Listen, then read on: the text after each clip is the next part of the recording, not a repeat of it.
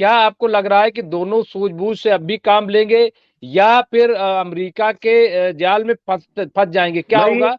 देखिए, ये होगा कि इसके अंदर बाकायदा तौर के ऊपर चाइना वगैरह ये सब बैठेंगे, और बैठने के बाद ये जंग बढ़ेगी नहीं है। वजह क्या है कि पाकिस्तान की इकोनॉमी चरमराई हुई है, वो तो भीख मांग रहे हैं, वो क्या लड़ पाएंगे, उनके पास पैसा ही नहीं है। दूसरी बातचीत है कि अब ये बात क्यों हुई है, क्या है, सबके सामने रखी जाएगी कि क्यों एक्शन लिया गया है, क्यों मिलिट्री लगाई जा रही है, क्या वजह है कि भाई क्यों इस बॉर्डर के ऊपर अभी उन्होंने डिफेंसिव सिस्टम लगा दिया। हम लोग यहां बात कर रहे हैं, वहां मिलिट्री ड्रिल शुरू हो गई है ईरान और पाकिस्तान के बॉर्डर के ऊपर, और इस अटैक के बाद भी उनका एक कर्नल मार दिया इन्होंने। किसने? इन्हीं जैश उल अदल वालों ने। बाकायदा तौर के ऊपर उनकी कार्रवाई शुरू हो चुकी है वहां के ऊपर, वो ऐसे काम नहीं कर रहे हैं। तो ऐसी पोजीशन में मुझे लगता है कि इसमें चाइना वगैरह बाकायदा तौर के ऊपर इसमें इस मामले को सेटल्ड कराएंगे, और इस जंग का ऐसे वक्त में होना खुद ईरान के लिए नुकसानदेह है, फायदेमंद नहीं है, खुद ईरान के लिए नुकसानदेह है। इसलिए ईरान भी इसको वो करेगा, लेकिन अपने बॉर्डर को जिस पे वो मिलिट्री ड्रिल कर रहा है वहां के ऊपर खामोश तमाशाई नहीं रहेगा, कि वहां के ऊपर खामोश तमाशाई रहे और उसके बाद उस बॉर्डर से जिसपे उसके ऊपर सबसे ज्यादा किसी भाई मिला हुआ है, वो बिल्कुल मिले हुए बॉर्डर्स हैं, और बाकायदा तौर के ऊपर वहां पे टेररिस्ट ऑर्गेनाइजेशन एक्टिव हैं। ईरान ने एक बयान भी दिया, आपने देखा कि नहीं, कि हमारे यहां जो अटैक हुआ उसमें हमारे ईरानी नेशनल कोई नहीं मारा गया है, ये भी बातचीत उन्होंने कही है। तो बातें तो चल रही हैं, लेकिन ये कि ये अटैक क्यों ठीक है हुआ है शौकत जो मुफ्ती इसको साहब, लोग। अगर अब रेड सी का रुख करें जरा से, हिजबुल्लाह ने आज बड़े हमले किए हैं, तो अगर उस पर थोड़ा सा रोशनी डाल दें कि क्या उधर की सूरत हाल है, खासतौर से रेड सी यमन की, और इधर जो हिजबुल्लाह ने हमले किए हैं देखिए इजराइल पे। चौथा जी। देखिए चौथा हमला हुआ है किस पे, क्या नाम है, आपके यमन के ऊपर, और उन्होंने भी 2 जहाज इनके डुबो दिए हैं, और बाकायदा तौर के ऊपर वार्निंग भी दी है, और जंग जो है यमन में चल रही है, as it is where it is चल रही है जंग। और उन्होंने बहुत बड़ा अमेरिका का जहाज, कोई छोटा मोटा जहाज नहीं था, जो बहुत माल लेके जा रहा था, समझ लीजिए मेगा शिप जिसे कहते हैं, उसको भी उन्होंने मारकर उड़ा दिया। और वो तो बाकायदा तौर के ऊपर मैदान के अंदर हैं, वो लोग लड़ रहे हैं। और आज जो है, जैसा कि मैंने बताया कि कतर ने, हालात ही खराब है, तभी कतर ने जो वो जहाज जो हिंदुस्तान आ रहे थे गैस लेके, उनको रोक दिया। कतर का ये जहाज को रोक देना खुद इस बात का सबूत ये है कि जहां पर रेड सी के अंदर बहुत ज्यादा जो है हलचल है, और हम लोग हो सकता है बात कर रहे हो, कोई किसी तरह का अटैक हो गया हो, जाहिर सी बातचीत है कि जैसे ही कोई जहाज निकलेगा, अब हमको तो नहीं पता कि जहाज कब कहां चल रहा है, और उनकी रेंज में आएगा वो अटैक करेंगे। ये जंग जो है वो बाकायदा तौर के ऊपर चल रही है, और ब्रिटेन भी पूरी तरीके से शामिल है, और यूरोपीय यूनियन ने एक नई यूरोपीय यूनियन बनाया है, उसके भी लोग वहां के ऊपर बाकायदा तौर के ऊपर आ रहे हैं।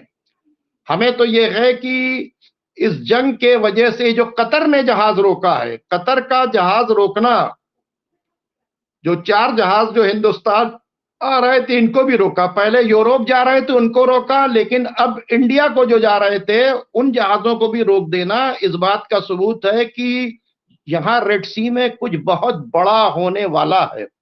अब रह गई बातचीत है कि आप हिजबुल्लाह की बात देखें। हिजबुल्लाह ने लेबनान के बॉर्डर के ऊपर और बाकायदा तौर के ऊपर तकरीबन 34 सिटीज के ऊपर जबरदस्त अटैक किए हैं, जबरदस्त अटैक किए हैं।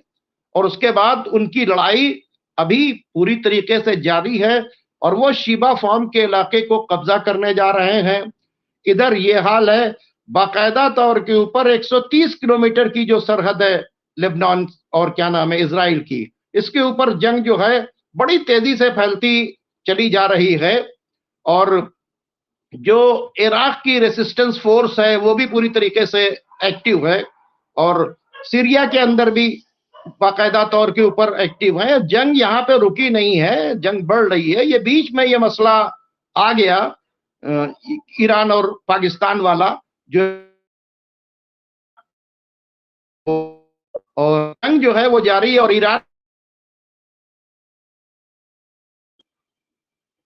ईरान ने एक वार्निंग भी दी है कि इजराइल किसी भी सिटी पे हमला करेगा, किसी भी जगह के ऊपर हमला करेगा तो हम उसके ऊपर अटैक करेंगे। अभी ये भी पता है कि मिस्र करीब जो है सनाया सनाया के तरफ से बाकायदा तौर के ऊपर इजराइल के ऊपर हमला हुआ है। और इजराइल के अंदर प्रोटेस्ट जो है बड़ी तेजी से बढ़ रहा है। वो जो वीडियो वायरल किया है जिन कैप्टिव्स को इन्होंने मारा था, क्या नाम है, इजराइल ने मारा था, अब उनके घर वाले कह रहे हैं कि हमास को खत्म करने के लिए गए थे, हमारे लोगों को मार रहे हो तुम, अपने लोगों को। इजराइल की आर्मी हमास को खत्म करने के लिए गई थी, कैप्टिव्स को छुड़ाने के लिए गई थी, अब हमारे कैप्टिव्स को मारे जा रहे हैं। उस वीडियो ने जो जो जिनका वीडियो जो कैप्टिव्स थे जो उन्होंने किया था उसको बाकायदा तौर पर गली गली नश्र किया जा रहा है और बहुत एक खराब पोजीशन बन चुकी है।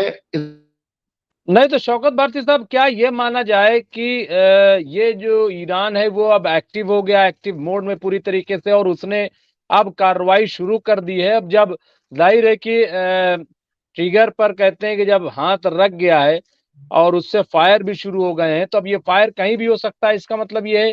तो अब तो इजराइल भी ईरान की जद में डायरेक्ट भी आ सकता है, क्या ये माना जाए?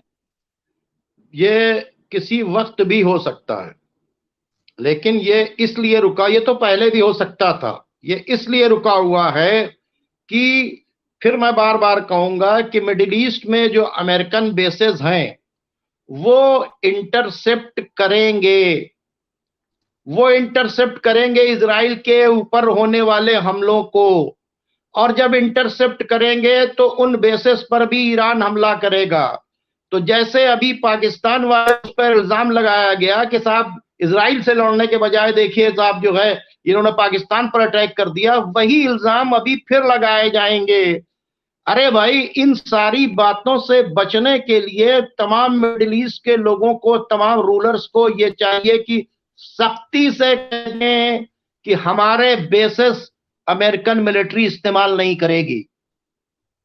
दो चीजें हैं, इसको संभालने के लिए गजा की जंग को रोका जाए ताकि दुनिया को अमन मिले। दूसरी बातचीत है, अरब कंट्रीज के रूलर्स ये कहें कि जो भी लड़ाई है वो इजराइल की, ईरान की, उसके बीच में हमारे यहां से, हमारे यहां जो आपने मिलिट्री बेसेस बनाए हमारी सिक्योरिटी के लिए, इससे आप इंटरसेप्ट ना करें। अगर आज भी वहां से इंटरसेप्ट, हम अगर ये कहते हैं अरब रूलर्स कि हमारे बेसिस से, हम अपने बेसिस से अमेरिकन को मना करते हैं कि ईरान के किसी भी मिसाइल को इंटरसेप्ट ना करें जो इजराइल की तरफ जा रहा है, हमारे बेसिस से ना करें, तो आप ये देखें कि हो सकता है कि कल सुबह ही अटैक शुरू हो जाए। ये जो इजराइल बचा हुआ है ये सिर्फ मिडिल ईस्ट में बने हुए अमेरिकन बेसिस के ऊपर बचा हुआ है। आपने देखा हिजबुल्लाह ने सबसे पहले क्या किया था, अटैक करने से पहले जितनी उनकी स्पाई डिवाइसेस थे, जितना उनका रडार सिस्टम था, उसको खत्म किया था, उसके बाद वो आगे बढ़ा था। जाहिर सी बातचीत है, अगर हिजबुल्लाह ये ना करता तो वहीं से इनके मिसाइल और इनके अटैक से कोई फायदा नहीं था, सब वहां पर इंटरसेप्ट हो गया होता। इसी वास्ते ईरान जो है वो बार बार, या इराक की रेजिस्टेंस फोर्स जो है वो इराक के अंदर जो बेसेस हैं इसको भी हटाना चाहती है, सीरिया के अंदर बेसेस जो हैं उसको भी हटाना चाहती है, क्योंकि इराक ने भी कह दिया कि अब यहां से बेसेस हटाओ, सीरिया में इलीगल है, लेकिन ये, और वहां पे वो अटैक कर रहे हैं। ये बेसिस जो हैं पूरी तरीके से इजराइल को बचा रहे हैं, मिडिल ईस्ट के तमाम बेसिस। अब इसमें अरब रूलर्स को, ओआईसी को ये कहना होगा कि मेरे बेसिस इस्तेमाल नहीं होंगे अगेंस्ट ईरान, आप अपने वारशिप से कीजिए, देख लीजिए गजा की जंग रुक जाएगी।